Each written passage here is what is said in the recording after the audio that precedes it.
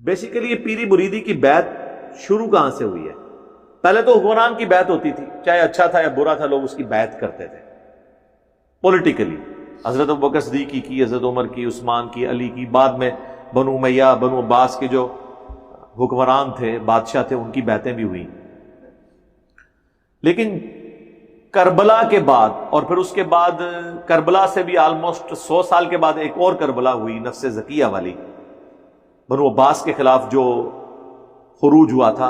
امام حنیفہ نے اس کا فتویٰ بھی دیا، اس کی وجہ سے انہیں زہر کا پیالہ بھی پینا پڑا. یہ جب پے در پے واقعات ہوئے تو پھر جو امت میں مصلح تھے نا، لوگوں کی اصلاح کرنے والے لوگ، انہوں نے کنکلوڈ کر دیا کہ حکمران اتنے مضبوط ہیں کہ ہم انہیں اب ان کی جگہ سے ہٹا نہیں سکتے، تو بہتر یہ ہے کہ حکمرانوں سے ٹکر لینے کی بجائے اپنی خانقاہیں پیرلل میں قائم کریں، حکمرانوں کو ان کا ننگا ناچ ناچنے دیں، ہم لوگوں کی اصلاح کے لیے کریں. تو یہ نیت تو بڑی اچھی تھی، ہم لوگوں کو قال اللہ اور قال الرسول سکھاتے رہیں گے صلی اللہ علیہ وآلہ وسلم. اس کے لیے انہوں نے اپنے سیٹ اپ شروع کیے. لیکن بات ہے یہ کہ سٹارٹ تو بڑی اچھی ہوتی ہے. رہبانیت بھی بڑے اچھے طریقے سے سٹارٹ ہوئی تھی، سورۃ الحدید میں آیا ہے، لیکن اللہ تعالیٰ فرماتا ہے رہبانیت سٹارٹ تو انہوں نے کر لی، بعد میں اس کی رعایت نہیں کر سکے.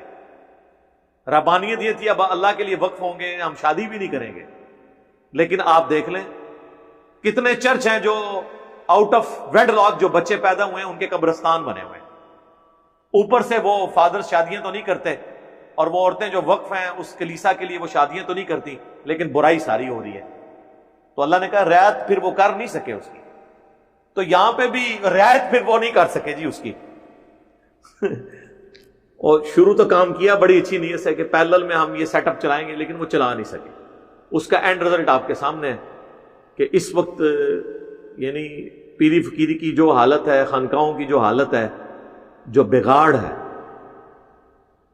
یعنی پہلے تو لوگ کہتے تھے نا کہ نہیں اچھے پیر بھی ہوتے ہیں، برے بھی، ڈبہ پیر بھی ہوتے ہیں دوسرے بھی. اب لوگ کہتے ہیں نہیں جناب یہ سیٹ اپ ہی پورا اس طرح کا. اور میری بھی رائے انہی لوگوں کے ساتھ ہے کہ یہ پورے کا پورا سیٹ اپ جو ہے یہ صدیوں سے بیسیکلی اس فراڈ کے اوپر چل رہا ہے.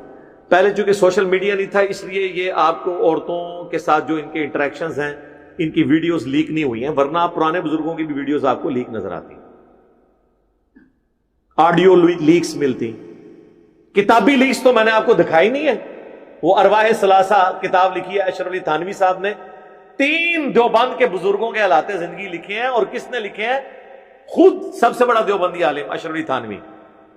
اور اس میں وہ کہتے ہیں قاسم نانوتوی صاحب کو رشید احمد گنگوئی نے پبلکلی جو ہے وہ اپنے ساتھ جو ہے وہ لٹا لیا چارپائی کے اوپر، اور وہ چیختے رہے کہ بھئی لوگ کیا کہیں گے.